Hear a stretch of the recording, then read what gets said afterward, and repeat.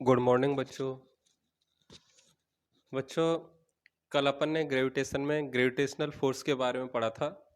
तो gravitational force जो होता था अपन का, वो कितना होता था। माना कि दो मास है अपन के, m1 और m2, दोनों के बीच की डिस्टेंस कितनी है अपन की, r। तो उन दोनों मास के बीच का जो अपन का फोर्स होता था बच्चों, वो होता था अपन का G m1 m2 अपॉन क्या, आर स्क्वायर। या मैग्नीट्यूड होता था। अच्छा, डायरेक्शन कैसे निकालते थे इस फोर्स की। दोनों मास को मिलाने वाली जो अपन की लाइन होती थी, उसके अलोंग होती थी डायरेक्शन। ठीक है। और ये जो फोर्स है, ये हमेशा कैसा होता था अपन का, अट्रैक्शन वाला फोर्स होता था। तो यहाँ तक अपन ने पढ़ लिया था। तमाम अपन के क्वेश्चन बन सकते हैं इसमें। ठीक है। ठीक है। और मैंने आपको ये भी बताया था कि ग्रेविटेशन जो चैप्टर है बच्चों, वो ट्वेल्थ में जो अपन का इलेक्ट्रोस्टैटिक्स चैप्टर है, पहला ही चैप्टर है, उसको यदि अपन पढ़ लेंगे तो ये ग्रेविटेशन जो चैप्टर है, इसका 80% भाग सेम टू सेम वही है। बस थोड़ा सा चेंज करना होता है। वहाँ पर जो अपन के फॉर्मूला में क्यू दे के रखा है, उस क्यू की जगह मुझे यहाँ पर क्या लिखना है, एम। और वहाँ पर एक कांस्टेंट होता है के, उस के कांस्टेंट की जगह मुझे यहाँ पर क्या लिखना है, जी। ठीक है। चलो, अपन फिर भी इन सबको देख रहे हैं। तो अगला टॉपिक है अपन का बच्चों, ग्रेविटेशनल पोटेंशियल एनर्जी। क्या है ग्रेविटेशनल पोटेंशियल एनर्जी? अब ये क्या होता है, इसको देखो। तो ये वाली बात आपने सबने पढ़ी है मैकेनिक्स में कि कंजर्वेटिव फोर्स जो होता है, उस कंजर्वेटिव फोर्स के लिए जो वर्क डन होता है, वो पाथ पर क्या अपन का डिपेंड नहीं करता है। अब कंजर्वेटिव फोर्स के लिए वर्क डन यदि पाथ पर डिपेंड नहीं करता है, तो बच्चों मुझे एक बात बताओ कि ये आपने फॉर्मूला पढ़ा नहीं पढ़ा कि कंजर्वेटिव फोर्स के लिए जो अपन का चेंज इन पोटेंशियल एनर्जी होता है, एफ बराबर, या फिर कंजर्वेटिव फोर्स जो होता है वो क्या होता है, change in potential energy divided by क्या है, डी आर। ये फॉर्मूला पढ़ाया नहीं पढ़ा? ये किसके लिए पढ़ा अपन ने, कंजर्वेटिव फोर्स के लिए, संरक्षी बल के लिए। तो ये अपन को पता है, ये मैकेनिक्स में अपन ने पढ़ के रखा है। अच्छा, एक चीज अपन को ये भी पता है कि वर्क डन जो होता है अपन का, वो किसके इक्वल होता है अपन का, चेंज इन पोटेंशियल एनर्जी के। तो work done is equal to कितना होगा, चेंज इन पोटेंशियल एनर्जी। अच्छा, वर्क डन को मैं लिख रहा हूं क्या, डेल्टा डब्ल्यू बराबर कितना होगा अपन का, डेल्टा यू। या फिर और कैसे लिख सकते हैं, डी डब्ल्यू बराबर कितना हो जाएगा, डी यू। बताओ, ये वाली बातें आपने मैकेनिक्स में पढ़ के रखी या नहीं रखी? भाई, कंजर्वेटिव फोर्स यदि है तो कंजर्वेटिव फोर्स अपन कैसे निकालते हैं, चेंज इन पोटेंशियल एनर्जी से। तो पोटेंशियल एनर्जी को अपन डेराइव कर देते हैं, किससे कर देते हैं, डिस्टेंस के रेस्पेक्ट में। तो एफ बराबर क्या होता है, minus D U upon D R. और ये भी मुझे पता है कि ये जो चेंज इन पोटेंशियल एनर्जी है, ये किसके इक्वल होगा अपन का, ये इक्वल होगा अपन का वर्क डन के इक्वल। ठीक है। अच्छा, ये वर्क डन किसके कारण किया गया है, इस कंजर्वेटिव फोर्स के कारण। ये वर्क डन अपन का किस पर डिपेंड नहीं करता है, ये पाथ पर डिपेंड नहीं करता है। अब देखिए इसमें आगे, बताओ, इसको मैं ऐसे लिख सकता हूं क्या, देखना कि ये जो चेंज इन पोटेंशियल एनर्जी है, D U is equal to क्या होगा अपन का, minus F dot D R. ठीक है। अच्छा, मुझे एक बात बताइए कि चेंज इन पोटेंशियल एनर्जी का मतलब क्या होता है बच्चों। चेंज इन पोटेंशियल एनर्जी का मतलब है final condition of potential energy minus initial condition of potential energy. और ये किसके इक्वल होगा अपन का, minus F vector dot D R vector. अच्छा, मुझे एक बात बताइए कि ये एफ कौन सा अपन का, ये कंजर्वेटिव फोर्स है ये। और मैंने कल आपको इंपॉर्टेंट पॉइंट लिखाए थे, उनमें मैंने आपको बताया था कि ग्रेविटेशनल फोर्स जो होता है अपन का, कैसा फोर्स होता है, कंजर्वेटिव फोर्स होता है। मतलब work done by gravitational force is not depends on path. तो ये मैंने कल आपको बताया था। तो इसका मीनिंग ये है कि बच्चों, यदि मुझे वर्क डन निकालना है कंजर्वेटिव फोर्स के कारण, तो बताओ वो वर्क डन किसके इक्वल होगा अपन का, चेंज इन पोटेंशियल एनर्जी के इक्वल। बताओ, यहां तक किसी को दिक्कत है क्या इसमें? ठीक है। तो ये अपन की एक मेन इक्वेशन हो गई, यहां से अपन पोटेंशियल एनर्जी के बारे में पता लगाएंगे। अब देखिए, मैंने मान लिया कि माना कि अपन का एक पार्टिकल है, उस पार्टिकल का मास कितना है, m1। और ये m1 कहां पर अपन का फिक्स करके रखा है मैंने, a पर। अच्छा, एक दूसरा पार्टिकल है अपन का, ठीक है, एक दूसरा अपन का पार्टिकल है, वो कहां पर रखा हुआ अपन का, पॉइंट बी पर रखा हुआ है। इनिशियल कंडीशन में। और ये जो पार्टिकल है इसका मास आपको देखे रखा है कितना, m2। अच्छा, ये जो अपन का पार्टिकल है m2, इस पार्टिकल की a से जो डिस्टेंस है वो कितनी है, r1। ये इनिशियल कंडीशन की बात कर रहा हूं। अब मैं क्या करता हूं कि इस पर क्या हो रहा है कि कंजर्वेटिव कोई फोर्स लगा के इसको मैं कहां तक लेके जा रहा हूं, इस पॉइंट सी तक लेके जा रहा हूं। पॉइंट सी की जो ए से डिस्टेंस है वो कितनी है अपन की, r2। तो आपको ये बताना है बच्चों कि इस m2 को b से और c तक ले जाने में कितना वर्क करना पड़ेगा, ऐसा आपने मैकेनिक्स में किया हुआ है। तो मैं यहीं से आपको ये पोटेंशियल एनर्जी निकाल के बताऊंगा, क्योंकि एक बात मुझे पता लग गई कि भाई वर्क डन जो होता है वो किसके इक्वल होता है, चेंज इन पोटेंशियल एनर्जी के इक्वल। बताओ इसमें किसी को दिक्कत है क्या, बताओ। अच्छा, ये जो है ये किसके इक्वल है अपन का, वर्क डन के इक्वल है। ये किसके इक्वल है, वर्क डन के इक्वल। तो बताओ ऐसी यदि कंडीशन है कि अपन यदि m1 मास को कैसा रख रहे हैं, ये तो मैंने कैसा रखा है, फिक्स। और एक मास है अपन का m2 वो पॉइंट बी पर रखा हुआ है। उस पॉइंट बी से इसको मैं कहां तक लेके जा रहा हूं, पॉइंट सी तक। पॉइंट बी की कितनी डिस्टेंस है, r1। पॉइंट बी की कितनी डिस्टेंस, सी की कितनी डिस्टेंस है, r2। तो आपको बताना है बी से और सी तक ले जाने में जो वर्क डन होगा वो कितना होगा। तो देखो बी से सी तक ले जाने में जो वर्क डन होगा वो कितना होगा, कैसे निकालेंगे देखिए। तो मुझे बताओ यदि वर्क डन निकालना तो मुझे क्या करना है, एफ डी आर करना है, ठीक है।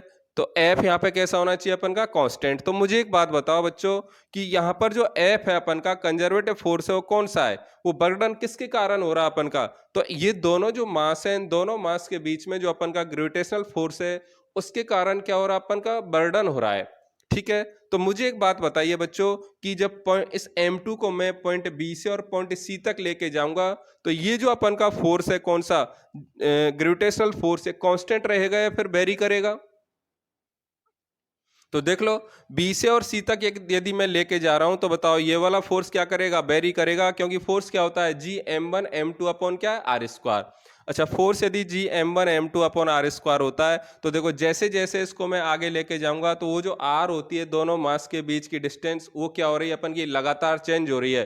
तो वो यदि लगातार चेंज होगी तो मुझे बताओ फोर्स कंटिन्यूसली चेंज होगा या नहीं होगा, होगा। जबकि इस फॉर्मूला में जो अपन यूज करते हैं बच्चों वो एफ क्या होता है अपन का, कांस्टेंट होता है।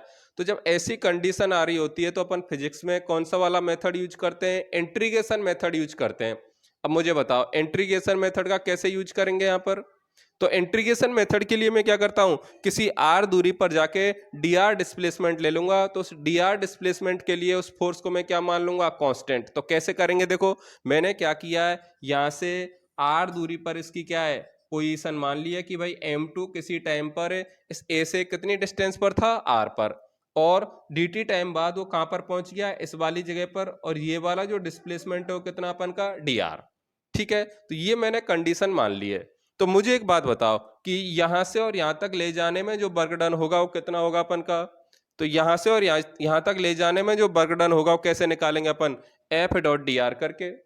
तो देखो कैसे करेंगे, तो बताओ इस स्मॉल डिस्प्लेसमेंट डी आर के लिए यदि मैं वर्क डन निकालना चाहता हूं तो वर्क डन कैसे निकालेंगे, डी डब्ल्यू बराबर कैसे निकालेंगे, ये हो जाएगा अपन का क्या है, माइनस इंटीग्रेशन या फिर माइनस एफ वेक्टर डॉट क्या है, डी आर वेक्टर। क्योंकि देखो यहाँ पे जो जो डी डब्ल्यू है वो किसके, सॉरी डी यू जो है अपन का चेंज इन पोटेंशियल एनर्जी वो किसके इक्वल अपन का, बर्डन के इक्वल है। तो देखिए कैसे निकाल रहे हैं अब इसको। तो ये अपन का डी डब्ल्यू इक्वल हो गया माइनस एफ वेक्टर डॉट कितना, डी आर वेक्टर, ठीक है। अच्छा, मुझे एक बात बताइए अब कि एफ की जो वैल्यू होगी वो कितनी होगी अपन की, भाई एफ कौन सा अपन का, इस वाले रीजन में फोर्स है, माना कि ये m2 यहाँ पर है, फिर इसको मैंने कितना डिस्प्लेस कर दिया, dr। तो देखो ये डिस्प्लेसमेंट कितना अपन का, स्मॉल डिस्प्लेसमेंट है। तो बच्चों बताओ इस स्मॉल डिस्प्लेसमेंट के लिए अपन इस फोर्स को कैसा मान सकते हैं, कांस्टेंट। तो फोर्स की जो वैल्यू होगी वो कितनी हो जाएगी अपन की, देखो जी m1 m2 अपॉन कितना, आर स्क्वायर, क्योंकि ये वाली जो डिस्टेंस है वो कितनी है अपन की, आर, ठीक है। तो ये इंटीग्रेशन मेथड का एक प्रोसेस होता है कि x पर जाके कितना मान लो, dx, ठीक है, आर पर जाके कितना मान लो डी आर। ये ऐसा क्यों करते हैं, चीजों को कांस्टेंट बनाने के लिए अपन ऐसा करते हैं। तो फाइनली जो अपन की डी डब्ल्यू की वैल्यू आ रही है बच्चों कितनी आ गई, देखो वो आ गया अपन की minus G M one M two upon कितना आर स्क्वायर इंटू कितना डी आर। ठीक है, अच्छा डॉट प्रोडक्ट है तो साथ में कितना आता कॉस थीटा। तो देखो फोर्स किधर किधर लग रहा है अपन का इधर, और डिस्प्लेसमेंट किधर है इधर, तो थीटा कितना हो जाएगा अपन का 180। ठीक है, 180 होगा तो कितना हो गया अपन का -1। तो -1 यदि हो गया तो मुझे बताओ वो माइनस और माइनस क्या हो गया अपन का प्लस। ठीक है, तो ये बात आपको समझ में आई या नहीं आई कि मैंने यहाँ पर किसकी वैल्यू रख दी है, थीटा की वैल्यू भी साथ में रख दी है। बताओ इसमें किसी को दिक्कत है क्या, दोबारा से सुनो। F vector dot D R vector तो कितना आएगा F D R cos theta, क्योंकि कौन सा प्रोडक्ट है अपन का, स्केलर प्रोडक्ट है ये। ठीक है, तो मुझे बताओ थीटा की वैल्यू कैसे निकालेंगे, थीटा किस किस के बीच का कोण है, एफ वेक्टर और डी आर वेक्टर के बीच का कोण। तो बताओ जो फोर्स है वो तो कैसा है अट्रैक्शन वाला, तो अट्रैक्शन वाला फोर्स किधर लगेगा हमेशा दूसरे मास की तरफ, तो उसकी डायरेक्शन क्या हो जाएगी ये, और इसका डिस्प्लेसमेंट किधर है इधर। तो बताओ एंगल कितना हो गया 180, तो cos 180 की जो वैल्यू होती है वो कितनी होती है -1। तो माइनस माइनस मैंने क्या कर दिया प्लस। बताओ इसमें किसी को दिक्कत है क्या। फाइनली देखो मुझे बताओ कि ये जो डी डब्ल्यू किसके बराबर है, डी यू के बराबर। तो D U is equal to कितना हो गया G M one M two upon कितना आर स्क्वायर, और ये कितना हो गया अपन का डी आर। बताओ मुझे तो चेंज इन पोटेंशियल एनर्जी निकालना है, तो चेंज इन पोटेंशियल एनर्जी के लिए मुझे क्या करना पड़ेगा इंटीग्रेशन। और पोटेंशियल एनर्जी में जो चेंज निकालना हो कहां से कहां तक, जब R1 पर था अपन का M2 मास, वहां से और R2 तक लेके जा रहे हैं वहां तक निकालना है। तो R1 पर कितना मान लिया मैंने UI, और R2 पर कितना मान लिया मैंने U फाइनल। तो बताओ इसका जब इंटीग्रेशन किया तो कितना आ रहा है U फाइनल माइनस क्या U इनिशियल, जी M1 M2 तो क्या कांस्टेंट। बताओ 1/r का जो इंटीग्रेशन होता है कितना होता है -1/r, और लिमिट लगा दी मैंने R1 से और R2 तक। तो बताओ ये आपको क्लियर हुआ या नहीं हुआ। अच्छा 1/r² का कैसे किया, r² को मैं ऊपर लेके चला गया, कितना हो गया r की पावर -2। बताओ x की पावर n का आप लोग इंटीग्रेशन करना जानते हो कितना होता है, x की पावर n+1 अपॉन कितना n+1। तो वो वाला मेथड लगा के मैंने क्या इंटीग्रेशन कर दिया। बताओ यहां तक किसी को दिक्कत है क्या इसमें, तो ये आप लिख लो आप। अब देखो इसको आगे और सॉल्व कर रहा हूं मैं।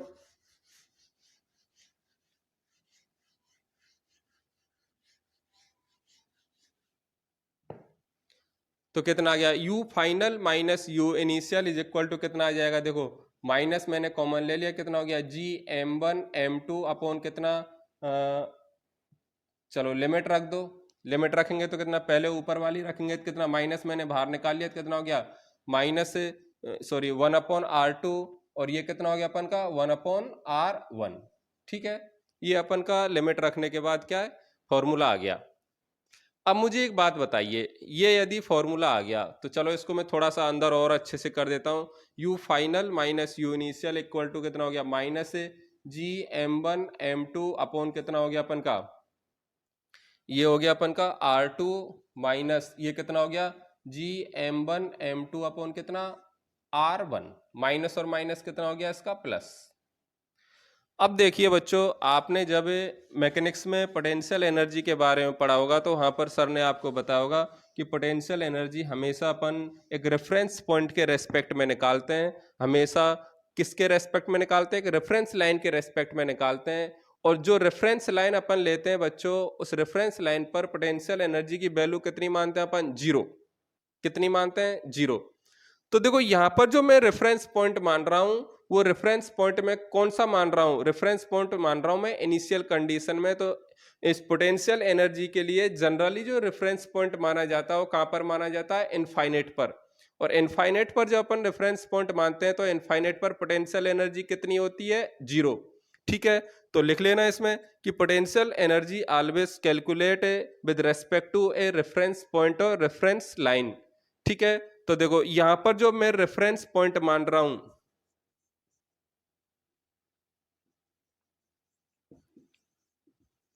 वो कहाँ पर मान रहा हूं मैं, इनफाइनेट पर। तो मुझे बताओ यदि R1 is equal to infinite है तो बताओ U1 की जो वैल्यू है वो कितनी होगी अपन की, U1 या फिर U इनफाइनेट की जो वैल्यू है कितनी होगी अपन की, 0। तो ये आप लोग याद रखना कि पोटेंशियल एनर्जी के केस में रेफरेंस पॉइंट पर हमेशा एनर्जी कितनी मानी जाती है अपन की, 0। तो देखो ये वाली चीज यहाँ पर जब रखेंगे तो फाइनली मुझे क्या मिल रहा है, U final is equal to, देखो U इनिशियल तो कितना हो गया अपन का, 0, ठीक है। और ये कितना हो गया, माइनस GM1M2 अपॉन कितना, R2। और देखो R1 की वैल्यू जब मैं कितनी रखूंगा, इनफाइनेट, तो ये भी कितना हो जाएगा, 0। तो मुझे एक चीज पता लगी बच्चों यहाँ से कि फाइनल कंडीशन में जो पोटेंशियल एनर्जी है दो द्रव्यमानों के बीच की वो कितनी अपन की, -GM1M2 अपॉन कितना, R2, ठीक है। अच्छा इसको सिंपली यदि मैं आपको बताऊं कि आपको याद कैसे रखना है तो वो देखिए,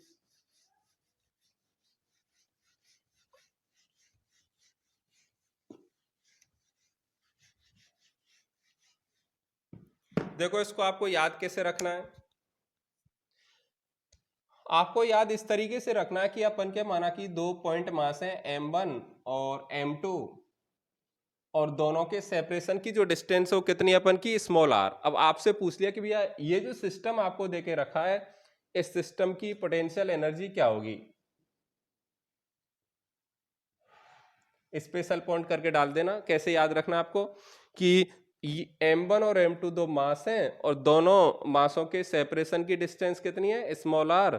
अब आपसे बोला कि भाई इस सिस्टम की पोटेंशियल एनर्जी क्या होगी, तो देखो ये जो सिस्टम अपन का है, सिस्टम की जो पोटेंशियल एनर्जी है वो पोटेंशियल एनर्जी अपन देते हैं ग्रेविटेशनल पोटेंशियल एनर्जी से बोलते हैं अपन। तो क्या बोलेंगे, -GM1M2 अपॉन क्या है, R। और ये कंडीशन मानने के लिए मैंने कैसे निकाली होगी, रेफरेंस लाइन कहां पर मानी होगी, इनफाइनेट पर। तो इनफाइनेट पर जो पोटेंशियल एनर्जी हो कितनी होगी अपन की, 0। तो मुझे बताओ ये आपको याद होगा या नहीं होगा कि भाई कोई भी दो मास अपन के रखे हुए हैं उनके बीच की डिस्टेंस कितनी है अपन की, r। तो फाइनली उस दो मास के सिस्टम की जो पोटेंशियल एनर्जी है वो कितनी हो जाएगी, -GM1M2 अपॉन कितना, r। g क्या अपन का, ग्रेविटेशनल कांस्टेंट, ठीक है। और M1 और M2 क्या है, मास, और r क्या है, distance between M1 and M2। बताओ इसमें किसी को दिक्कत हो तो।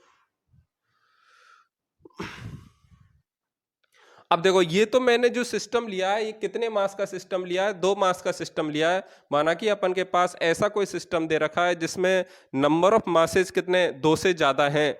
तो उस पूरे सिस्टम की अपन पोटेंशियल एनर्जी किस तरीके से निकालते हैं तो वो मैं आपको बता रहा हूं, ठीक है। उसके लिए देखो,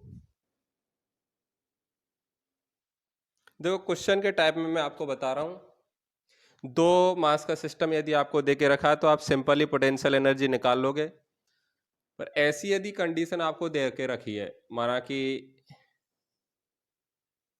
एक ट्रायंगल है जिसकी साइड कितनी है, L, और ट्रायंगल के कॉर्नर पर अपन को ऐसे मास रखे हुए हैं m। अब आपसे बोल दिया कि इस वाले सिस्टम की पोटेंशियल एनर्जी निकालिए। तो देखो ऐसा जब दे रखा है तो अपन क्या करते हैं, अपन को तो पोटेंशियल एनर्जी का फॉर्मूला किसके लिए पता है कि दो मास अपन के दे के रखे हैं, दोनों के बीच की डिस्टेंस अपन को पता है। तो इस वाले सिस्टम की जो पोटेंशियल एनर्जी है वो अपन को पता है कितनी है, -GM1M2 अपॉन कितना, R, ठीक है। ये अपन को पता है। पर पूरे सिस्टम की यदि मुझे पोटेंशियल एनर्जी निकालनी है तो कैसे निकालेंगे वो देखिए, ठीक है। तो ये कैसे निकालते हैं, देखो सबसे पहले अपन क्या करते हैं, दो दो मास के जोड़ा बनाते हैं, ठीक है, पेयर बनाते हैं। तो देखो एक पेयर तो कौन सा बन जाएगा, ये वाला। एक पेयर कौन सा बनेगा, ये वाला। और एक पेयर कौन सा बनेगा अपन का, ये वाला। बताओ इन 3 पेयर के अलावा कोई पेयर बनेगा क्या इसमें, नहीं बनेगा।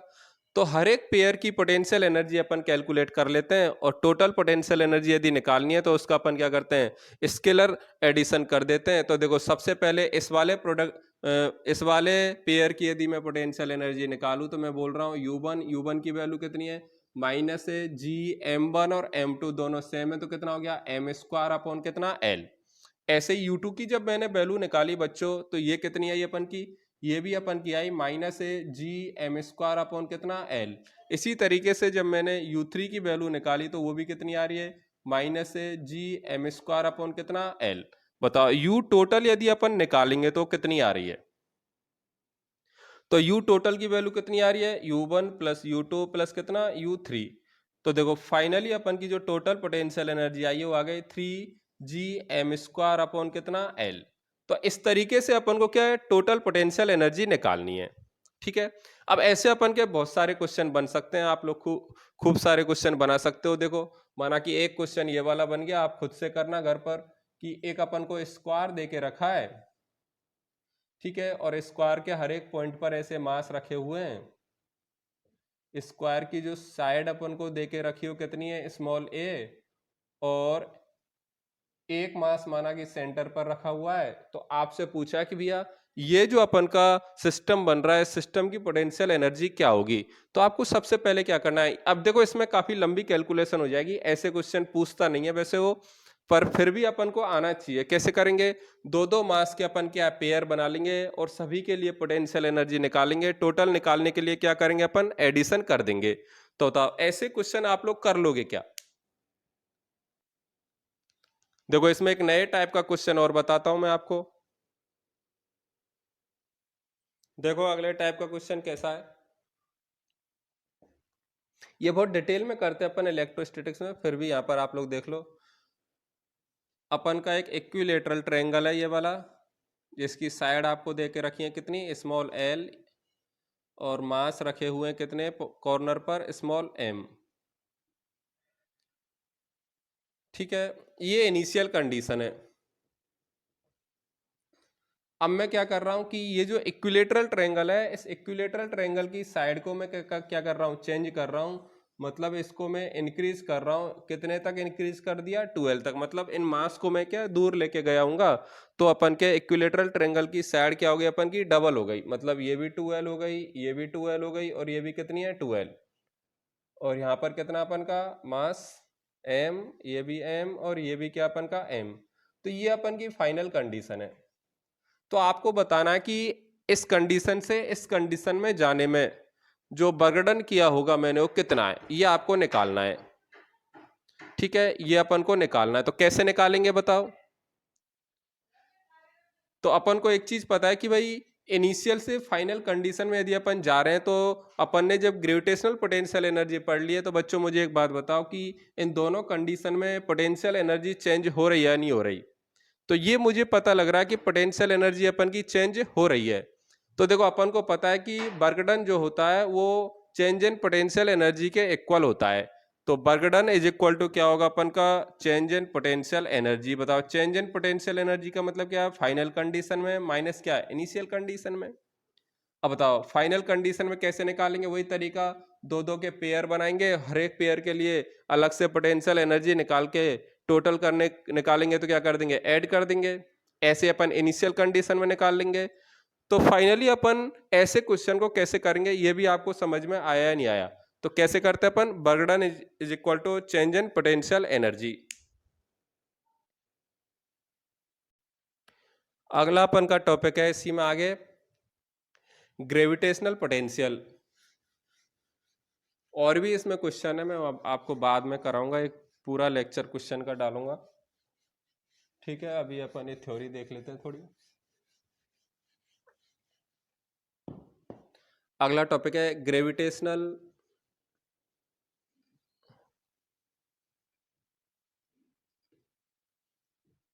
पोटेंशियल। इसको अपन दिखाते हैं बच्चों बी से। अब देखो ग्रेविटेशनल पोटेंशियल जो होता है वो क्या होता है, इसकी डेफिनेशन होती है अपन की, पोटेंशियल एनर्जी पर यूनिट मास जो होता है उसको अपन क्या बोलते हैं, ग्रेविटेशनल पोटेंशियल। तो लिख लेना इसमें definition, potential energy per unit mass, potential energy per unit mass is known as gravitational potential. तो ग्रेविटेशनल पोटेंशियल की जो वैल्यू हो क्या अपन की, potential energy per unit mass का मतलब कितना हो गया, स्मॉल m। ठीक है, मतलब कंडीशन कैसी है, ये माना कि, अब इसको देखना इसका फिजिकल मीनिंग क्या है, इसको समझना आप लोग। ये फॉर्मूला तो अपन को आ गया। अब देखो माना कि ये अपन का कोई कैपिटल M मास है, ये वाला पॉइंट A पर। ठीक है, अब मुझे इस कैपिटल M मास से स्मॉल r दूरी पर, डिस्टेंस पर ये पॉइंट P है, और इस पॉइंट P पर मुझे क्या निकालना है, ग्रेविटेशनल पोटेंशियल निकालना है। तो पोटेंशियल निकालने का तरीका क्या, देखो तरीका ये है कि सबसे पहले मैं क्या करता हूं, एक रेफरेंस पॉइंट मानता हूं। तो रेफरेंस पॉइंट कहां पर मानता हूं मैं, इनफाइनाइट पर। समझना है इसको अच्छे से, ये 10th क्लास में भी आपने पढ़ा होगा पोटेंशियल। मैं क्या बोल रहा हूं, ये पॉइंट ए है, यहां पर कोई कैपिटल एम मास रखा हुआ है। इस कैपिटल एम मास के कारण पॉइंट पी पर जो पोटेंशियल होगा वो अपन को निकालना है। अब निकालने का तरीका क्या है इसका, सबसे पहले मैं क्या करता हूं कि एक रेफरेंस पॉइंट मानता हूं, और वो रेफरेंस पॉइंट कहां पर होता है अपन का, इनफाइनाइट पर। अब इस इनफाइनाइट से मैं क्या करता हूं कि एक यूनिट मास को लेके आता हूं। मैं क्या करता हूं, मैं एक यूनिट मास को लेके आता हूं, ठीक है। तो उस यूनिट मास को लेके जब मैं आ रहा हूं कहां तक, पॉइंट पी तक, तो यूनिट मास को पॉइंट पी तक लाने में जो मुझे वर्क डन करना पड़ रहा है, या फिर यूनिट मास को पॉइंट पी तक लाने में जो पोटेंशियल एनर्जी में अपन का चेंज आ रहा है, वो पोटेंशियल एनर्जी में चेंज किसके इक्वल होगा, अपन का ग्रेविटेशनल पोटेंशियल के इक्वल। देखो दोबारा से मैं क्या बोल रहा हूं, मैं बोल रहा हूं चलो यूनिट मास को छोड़ो, मैं इस स्मॉल एम मास को क्या कर रहा हूं, लेके आ रहा हूं पॉइंट पी तक। बताओ स्मॉल एम मास को पॉइंट पी तक लेके यदि मैं आऊंगा, तो पॉइंट पी तक जब लेके आ रहा हूं, तो चेंज इन पोटेंशियल एनर्जी जो होगा वो कितना होगा, फाइनल कंडीशन में potential energy minus initial condition में पोटेंशियल एनर्जी। बताओ फाइनल कंडीशन कौन है, पॉइंट पी, इनिशियल कंडीशन कौन है, इनफाइनाइट। चलो मुझे एक बात बताओ कि ये जो u इनफाइनाइट है, इसकी वैल्यू कितनी होती है अपन की, 0। इसका मीनिंग क्या अपन का, कि भाई ये जो पोटेंशियल एनर्जी में चेंज है कब, जब स्मॉल एम मास को मैं कहां से लेके आ रहा हूं, इनफाइनाइट रेफरेंस पॉइंट से, और पॉइंट पी तक लेके आ रहा हूं, तो वो कितने के बराबर है, यूपी के बराबर है। मतलब पॉइंट पी पर जो पोटेंशियल एनर्जी होगी उसके बराबर है। अब मुझे एक बात बताओ, पॉइंट पी पर यदि इसको लेके आ जाऊंगा, तो पोटेंशियल एनर्जी की वैल्यू क्या होगी अपन की, माइनस है G capital M small M upon कितना, आर। बताओ इसमें किसी को दिक्कत है क्या। अब देखो डेफिनेशन मैंने क्या बोला है कि पोटेंशियल एनर्जी पर यूनिट मास क्या होती है अपन की, ग्रेविटेशनल पोटेंशियल। मतलब मुझे जो मास लेके आना है पोटेंशियल निकालने के लिए, वो इस स्मॉल एम की बजाय कैसा मास लेके आना है, मुझे यूनिट मास लेके आना है। तो यूनिट मास को जब मैं पॉइंट पी तक लेके आऊंगा बच्चों, तो उस वाली कंडीशन में जो पोटेंशियल एनर्जी में चेंज होगा, वो पोटेंशियल एनर्जी में चेंज किसके इक्वल होगा, अपन का ग्रेविटेशनल पोटेंशियल के इक्वल। बताओ ये वाली बात आपको क्लियर हुई या नहीं हुई। तो देखो ये वाला जो अपन का पोटेंशियल एनर्जी में चेंज है, वो कितने मास के लिए, स्मॉल एम मास के लिए। भाई मैं कितने मास को लेके आ रहा हूं, स्मॉल एम मास को लेके आ रहा हूं। तो बताओ change in potential energy for unit mass, बताओ यूनिट मास के लिए जो चेंज इन पोटेंशियल एनर्जी होगा वो कितना हो जाएगा अपन का, वो हो जाएगा यूपी अपॉन कितना, स्मॉल एम। और ये यूनिट मास के लिए जो पोटेंशियल एनर्जी में चेंज है, वही पॉइंट पी पर किसके बराबर है, ग्रेविटेशनल पोटेंशियल के इक्वल है। तो फाइनली जो ग्रेविटेशनल पोटेंशियल की वैल्यू आ रही है वो कितनी है, माइनस है जी कैपिटल एम अपॉन कितना, स्मॉल आर।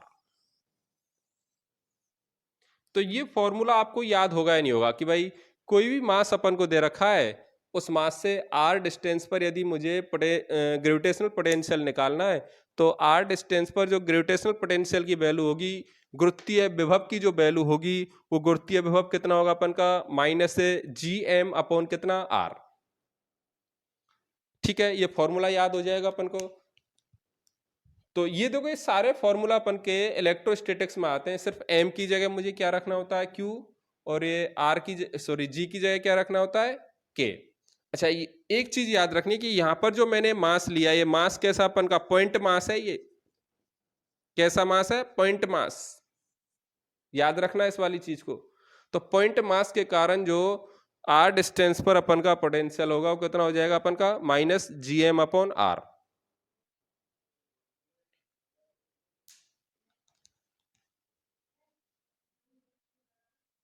तो लिख लेना आप लोग इसमें एक लाइन लिख लेना कि gravitational potential at a point is equal to change in potential energy per unit mass, change in potential energy per unit mass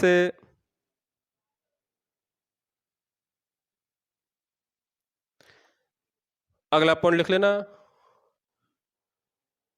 reference point always taken at infinite, reference point always taken at infinite. अगला point लिख लो, at infinite potential energy and gravitational potential is equal to 0।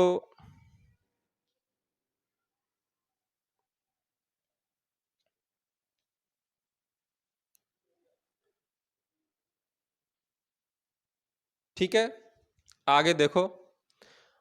अच्छा, इसमें अपन के बहुत सारे बन सकते हैं कि भाई पॉइंट मास के कारण कितना होगा, स्फेयर के कारण कितना होगा। वो स्फेयर अपन का क्या सॉलिड भी हो सकता है, वो स्फेयर कैसा हो सकता है अपन का हॉलो भी हो सकता है। तो ये सब अपन फॉर्मूला निकालने वाले हैं। ठीक है, वैसे मैं बोल रहा हूँ कि ये सब अपन कहाँ पे पढ़ते हैं, इलेक्ट्रोस्टैटिक्स में। वहां पर यदि अपन को फॉर्मूला पता होता तो सिंपली अपन एम की जगह क्या क्यू की जगह क्या रख देते, एम, और के की जगह क्या रख देते, जी, अपन का फॉर्मूला बन जाता। फिर भी मैं आपको एक आध करके बताऊंगा। ठीक है, तो आगे देखो, अगला टॉपिक है अपन का ग्रेविटेशनल फील्ड या फिर ग्रेविटेशनल इंटेंसिटी। देखो, ग्रेविटेशनल फील्ड क्या होता है, इसको जनरली अपन दिखाते हैं किससे, ई से। गुरुत्वीय क्षेत्र, हिंदी में क्या बोलते हैं इसको, गुरुत्वीय क्षेत्र या फिर गुरुत्वीय क्षेत्र की तीव्रता। अब देखो, इधर देखना, ये माना कि अपन का कोई मास रखा हुआ है कैपिटल एम।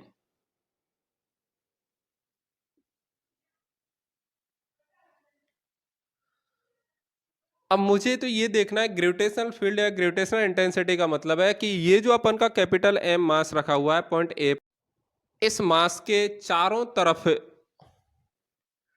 इस मास के चारों तरफ वो जगह कौन सी है जिसमें इस वाले कैपिटल एम का क्या इफेक्ट है। अब उस इफेक्ट का पता अपन कैसे लगाएंगे, ये देखो। मैं मान लेता हूं थोड़ी देर के लिए कि ये जो अपन का कैपिटल एम मास है, इस कैपिटल एम मास का इसके चारों तरफ जो इफेक्ट है वो कहां तक है, यहां तक है। इससे आगे यदि मैं जाऊंगा तो इससे कैपिटल एम का इफेक्ट कितना अपन का, 0। कोई इफेक्ट नहीं है इसका। इफेक्ट का पता कैसे लगा रहे हैं वो देखो। अच्छा, माना कि एक स्मॉल एम मास है अपन का ये वाला, ये कहां पे रखा हुआ है, इनफाइनाइट पर। तो मुझे एक बात बताइए कि इनफाइनाइट पर जब ये स्मॉल एम इनिशियल कंडीशन में रखा हुआ है, तो जो इस वाले मास पर, इस कैपिटल एम मास के कारण कोई ग्रेविटेशनल फोर्स लग रहा होगा क्या, नहीं लग रहा होगा। क्योंकि ग्रेविटेशनल फोर्स कितना होता है, G m1 m2 upon R square. यदि आर अपन का इनफाइनाइट हो जाएगा तो मुझे बताओ फोर्स लगेगा क्या, नहीं लगेगा। तो ये बात तो क्लियर है कि इनिशियल कंडीशन में जब मैंने इसको इनफाइनाइट पर रखा तो मुझे पता लगा कि ये जो स्मॉल एम मास है इस पर इस वाले मास का कोई इफेक्ट नहीं था। अब मैं क्या करता हूं बच्चों, अच्छा ये वाली डिस्टेंस में मान लेता हूं कि ये डिस्टेंस कितनी है अपन की, स्मॉल आर। अब देखो मैंने क्या किया कि धीरे धीरे इस वाले मास को मैंने इधर बढ़ाना शुरू किया। तो धीरे धीरे जब इस वाले स्मॉल एम मास को जब मैं इधर बढ़ा रहा हूं कैपिटल एम मास की तरफ, तो मुझे पता लगा कि यहां तक जब मैं लेके आ रहा हूं तो उस वाले मास पर कोई इफेक्ट नहीं है। पर जैसे ही वो स्मॉल एम मास इस वाली जगह पर पहुंचता है तो मुझे क्या है, इस स्मॉल एम मास पर इफेक्ट पड़ता हुआ दिखाई देता है। वो कैसे पड़ता हुआ दिखाई देता है कि उस वाले मास पर क्या लगता है, फोर्स लगता है।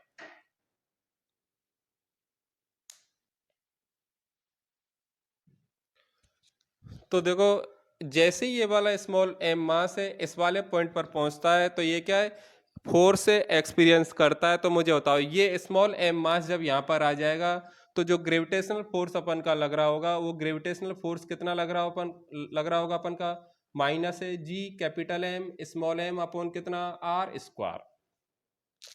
तो देखो, जब इस वाले मास को मैं इधर लेके आ रहा हूं यहां तक, तब तक तो कोई फोर्स एक्सपीरियंस नहीं कर रहा है। जैसे ही यहां पर आया तो इस पर क्या फोर्स लगना शुरू हो जाता है, ग्रेविटेशनल फोर्स। इसका मतलब क्या है, ये जो ग्रेविटेशनल फोर्स लगा है स्मॉल एम मास पर, वो किसके कारण लगा है, इस वाले मास के कारण लगा है वो। इसका मतलब ये जो कैपिटल एम मास है, इस कैपिटल एम मास का जो अपन का इफेक्टिव क्षेत्र है, जहां तक ये अपन का अपना इफेक्ट दिखाएगा, इफेक्टिव एरिया, वो एरिया कौन सा अपन का, इस वाली जगह पर। मतलब एरिया यदि मुझे निकालना तो मैं क्या करूंगा, जितनी डिस्टेंस पर ये फोर्स एक्सपीरियंस कर रहा है उस डिस्टेंस के बराबर रेडियस का मैं क्या बना दूंगा, एक स्फीयर बना दूंगा। तो वो जो स्फीयर होता है, उस स्फीयर में क्या है, इस कैपिटल एम मास का क्या इफेक्ट रहता है। तो जिस एरिया में इसका इफेक्ट रहता है उस एरिया को अपन बोल रहे हैं क्या है, ग्रेविटेशनल फील्ड। किसका, इसका। उस ग्रेविटेशनल फील्ड की जो वैल्यू होती है, वो वैल्यू होती है अपन की E is equal to F G upon M. मतलब यहां से यदि मैं इस स्मॉल एम मास की बजाय किसको लेके आऊं, मैं यूनिट मास को लेके आऊं, तो यूनिट मास जितना फोर्स एक्सपीरियंस करेगा स्मॉल आर डिस्टेंस पर, वो स्मॉल एम सॉरी जितना फोर्स एक्सपीरियंस करेगा, वो जो फोर्स होता है उसी को अपन क्या बोल रहे हैं, ग्रेविटेशनल फील्ड। तो ग्रेविटेशनल फील्ड जो होता है वो होता है अपन का E बराबर एफ जी अपॉन क्या, एम। ठीक है। फाइनली जब मैं E का फॉर्मूला निकालता हूं बच्चों, तो कितना होता है, देखो E बराबर होता है अपन का F की वैल्यू कितनी है, minus G capital M small M upon कितना, आर स्क्वायर, और ये क्या अपन का स्मॉल एम। तो फाइनली स्मॉल एम से स्मॉल एम अपन का क्या कैंसिल। तो देखो E की जो अपन की वैल्यू आ रही है वो आ रही है minus G capital M upon कितना, आर स्क्वायर। तो देखो ग्रेविटेशनल फील्ड जो होता है वो कितना होता है, वो होता है माइनस जी एम अपॉन कितना, आर स्क्वायर। अब आपको इसको याद कैसे रखना, वो देखो कि भाई कोई कैपिटल एम मास रखा हुआ है, उस कैपिटल एम मास से स्मॉल आर डिस्टेंस पर मुझे क्या निकालना है, ग्रेविटेशनल इंटेंसिटी निकालनी है या फिर ग्रेविटेशनल फील्ड निकालना है। तो आर डिस्टेंस पर जो ग्रेविटेशनल इंटेंसिटी होगी वो कितनी हो जाएगी, माइनस से जी एम अपॉन कितना, आर स्क्वायर। ध्यान रखना वापस से, ये वाला जो मास है ये कैसा मास है अपन का, पॉइंट मास है। मतलब ये जो फॉर्मूला अपन का आया है बच्चों, किसके लिए आया अपन का, पॉइंट मास के लिए आया है। ये पॉइंट मास नहीं होगा तो ये अपन का फॉर्मूला अप्लाई नहीं होगा। माना कि अपन को ऐसा मास दे रखा है जिसकी रेडियस है, तो बता अपन ये वाला फॉर्मूला अप्लाई करेंगे क्या, नहीं करेंगे। क्योंकि अपन ने जो भी पढ़ा है, जितने भी अभी तक जो फॉर्मूला पढ़ा है वो सब किसके लिए पढ़े अपन ने, पॉइंट मास के लिए। चाहे फोर्स का फॉर्मूला हो, चाहे पोटेंशियल का फॉर्मूला हो, चाहे पोटेंशियल एनर्जी का फॉर्मूला हो, सारे फॉर्मूला किसके लिए पढ़े अपन ने, ये सारे फॉर्मूला अपन ने पढ़े पॉइंट मास के लिए। तो ये फॉर्मूला आपको याद रहेगा नहीं रहेगा, आप दो फॉर्मूला याद रखना, एक तो ये वाला और एक ये वाला।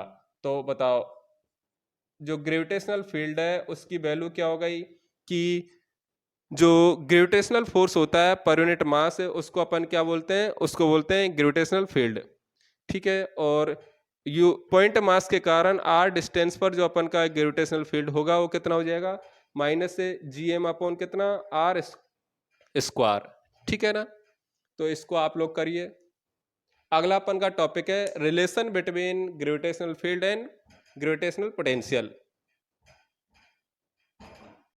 तो बच्चों ग्रेविटेशनल फील्ड जो होता है उसको कैसे डिफाइन किया जाता है, E बराबर एफ जी अपॉन क्या, एम। तो ये आप याद रखना, ठीक है ना। एम क्या है, जिस मास को अपन लेके आ रहे हैं इनफाइनाइट से, वो वाला मास है। ठीक है। तो फाइनली जो अपन का पॉइंट मास के कारण आर डिस्टेंस पर जो ग्रेविटेशनल फील्ड होता है वो कितना होता है, minus G M upon R square. ठीक है। ये टेस्टिंग मास है, ये मतलब इससे अपन टेस्ट कर रहे हैं कि अपन का इस मास का इफेक्ट कहाँ तक है, स्मॉल एम। स्मॉल एम कैसा मास अपन का, टेस्टिंग मास है, इससे अपन पता लगा रहे हैं कि भाई इस कैपिटल एम का इफेक्ट कहाँ तक है। ठीक है। जहां पर स्मॉल एम क्या करेगा, अपन का फोर्स क्या करेगा, एक्सपीरियंस करेगा, वहां तक इसका इफेक्ट है। और जहां पर फोर्स नहीं कर रहा वहां पर इसका इफेक्ट नहीं है।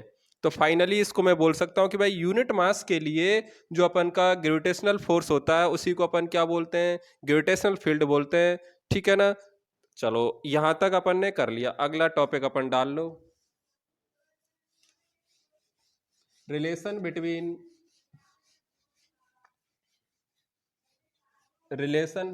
Gravitational field and gravitational potential.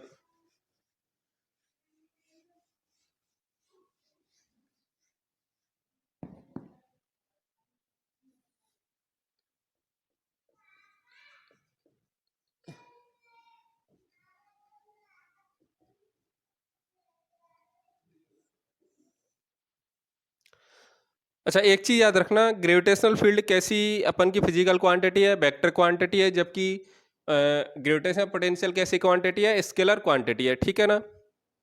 अच्छा मुझे बताओ, अभी अपन ने थोड़ी देर पहले किया कि चेंज इन पोटेंशियल क्या होता है अपन का? चेंज इन पोटेंशियल होता है अपन का, क्या होता है? Change in potential energy divided by क्या? एम। मतलब पर यूनिट मास में जो पोटेंशियल एनर्जी में चेंज होता है वो किसके इक्वल होता है अपन का? वो होता है अपन का किसके? चेंज इन पोटेंशियल के बराबर। बताओ इसमें किसी को दिक्कत है क्या?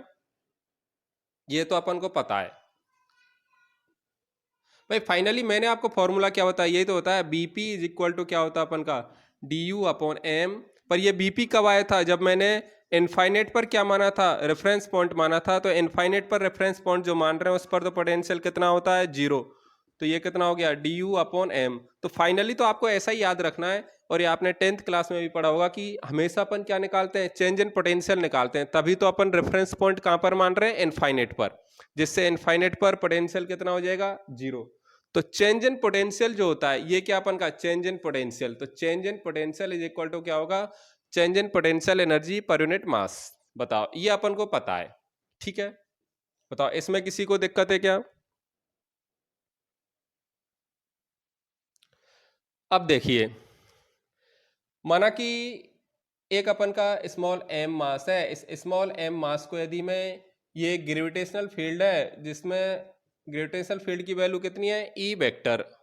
तो स्मॉल एम मास को यदि मैं इसमें लेके आऊंगा तो मुझे बताओ इस पर जो फोर्स लगेगा वो कितना लगेगा? अपन को पता है ई बराबर कितना होता है? F upon M.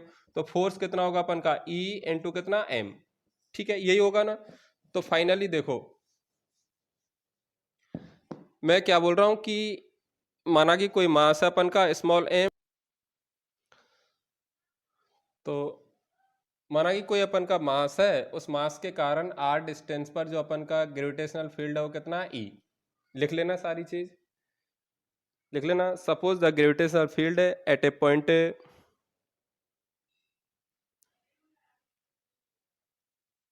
Suppose the gravitational field at a point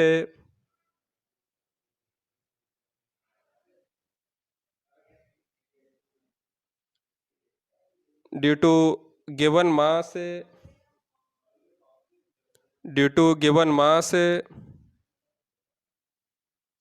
is ई,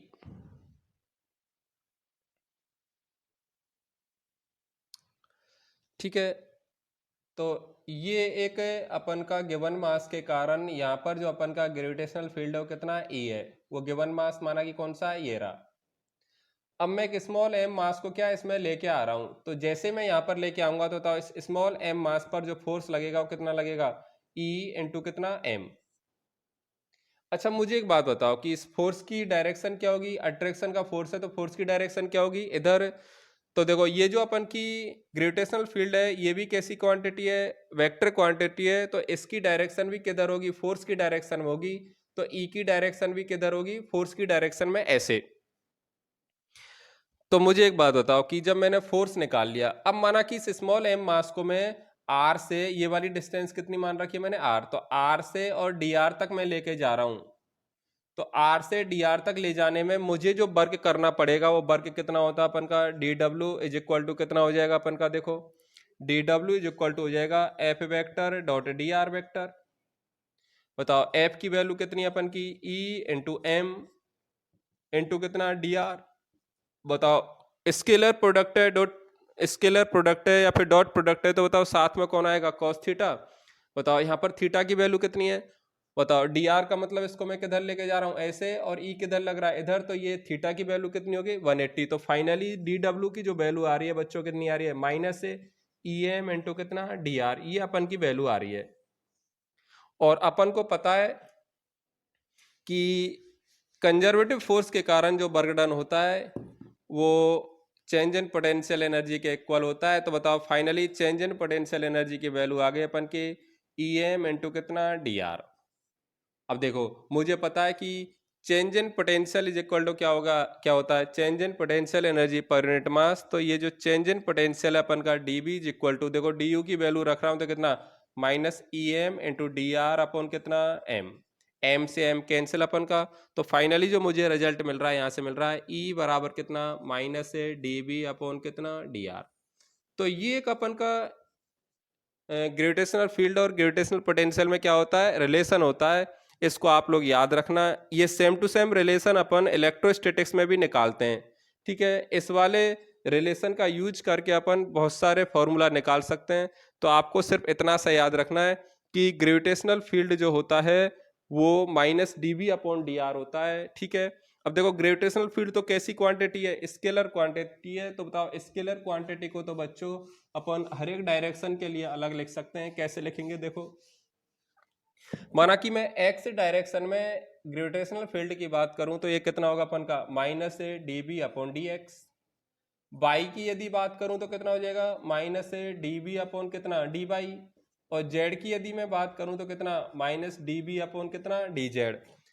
अब मुझे यदि हर एक डायरेक्शन में ग्रेविटेशनल फील्ड पता लग जाए और मुझे टोटल निकालना है तो बताओ टोटल ई वेक्टर बराबर कितना होगा, E X vector plus E Y vector plus E Z vector. या फिर मैं और कैसे लिख सकता हूँ, ई वेक्टर बराबर ई एक्स आई के प्लस ई वाई जे के प्लस ई जेड के कैप।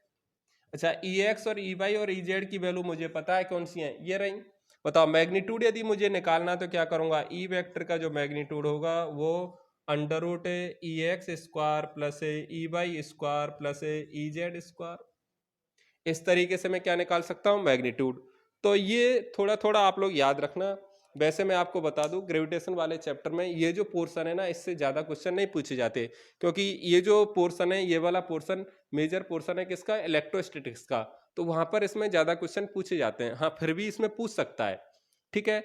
इस वाले चैप्टर का यहाँ से आगे का जो पोर्शन है उस वाले पोर्शन से क्या क्वेश्चन पूछे जाते हैं। ये पूरा का पूरा पोर्शन तो अभी तक कैसा था अपन का, ये पूरा का पूरा पोर्शन इलेक्ट्रोस्टैटिक्स जैसा था। तो आप लोग एक पेशेंस बना के रखें कि जब इलेक्ट्रोस्टैटिक्स पढ़ेंगे ना तो ये सारी चीजें आपको बहुत अच्छे से और समझ में आएंगी।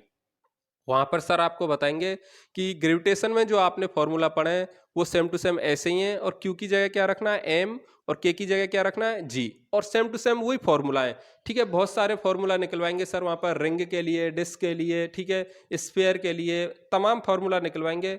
तो मेरे हिसाब से ये सारे फॉर्मूला आप लोग वहां पर ही याद रखना, ठीक है। तो अभी तक इसमें किसी को दिक्कत हो तो बताओ।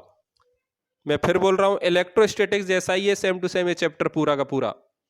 तो इलेक्ट्रोस्टैटिक्स यदि आप लोग पढ़ लोगे तब ये आपको सारी चीजें बहुत अच्छे से समझ में आ जाएंगी। तो मैं एक बार और रिवीजन करवा देता हूं आपका। बताओ 2 पॉइंट मास है m1 और m2, जिनके बीच की डिस्टेंस कितनी है r। तो बताओ पोटेंशियल एनर्जी कितनी होगी, -Gm1m2/r, ठीक है। एक कैपिटल m मास है, उससे r डिस्टेंस पर मुझे पोटेंशियल निकालना, तो कितना हो जाएगा -Gm/r, ठीक है। एक कैपिटल m मास है, उससे r डिस्टेंस पर आपको ग्रेविटेशनल फील्ड निकालना, तो कितना होगा अपन का -Gm/r²। बताओ इसमें किसी को दिक्कत है क्या।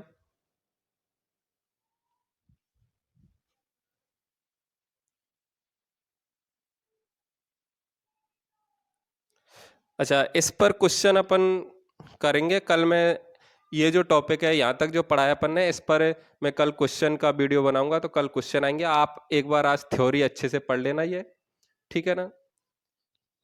चलो थैंक यू, आज के लिए इतना ही।